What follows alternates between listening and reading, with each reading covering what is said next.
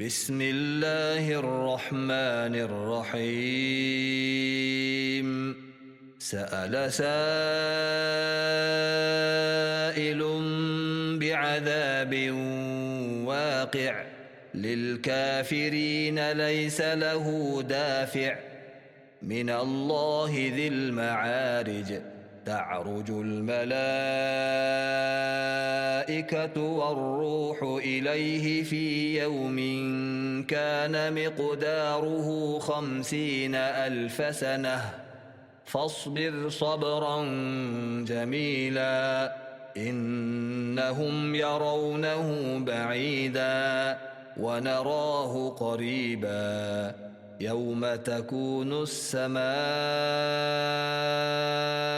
كالمهل وتكون الجبال كالعهن ولا يسأل حميم حميما.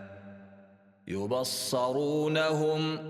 يود المجرم لو يفتدي من عذاب يومئذ ببنيه وصاحبته وأخيه وفصيلته التي تؤويه ومن في الأرض جميعا ثم ينجيه كلا إنها لظى نزاعة للشوى تدعو من أدبر وتولى وجمع فأوعى. إن الإنسان خلق هلوعا إذا مسه الشر جزوعا وإذا مسه الخير منوعا إلا المصلين الذين هم على صلاتهم دائمون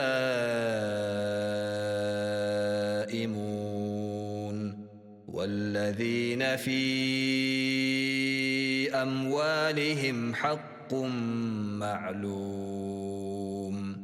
للسائل والمحروم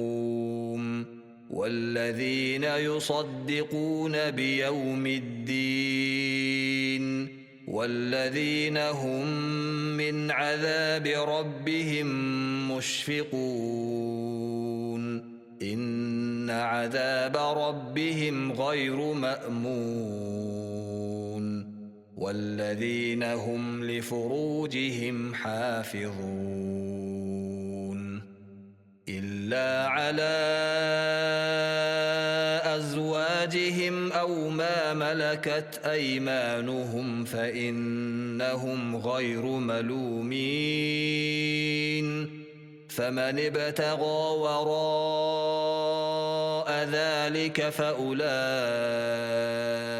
هم العادون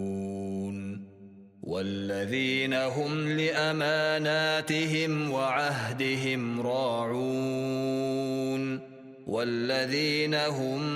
بشهاداتهم قائمون والذين هم على صلاتهم يحافظون أولئك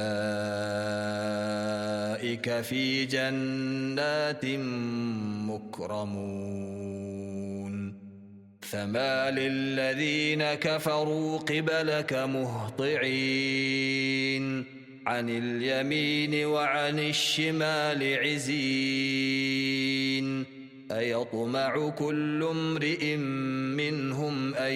يدخل جنة نعيم كلا إنا خلقناهم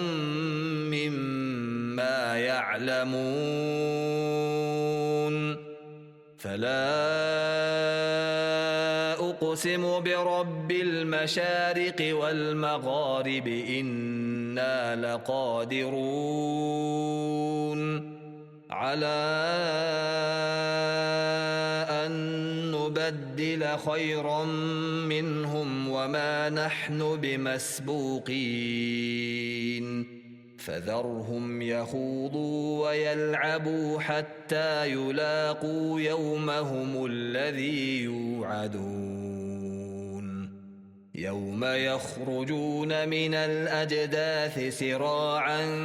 كأنهم إلى نصب يوفضون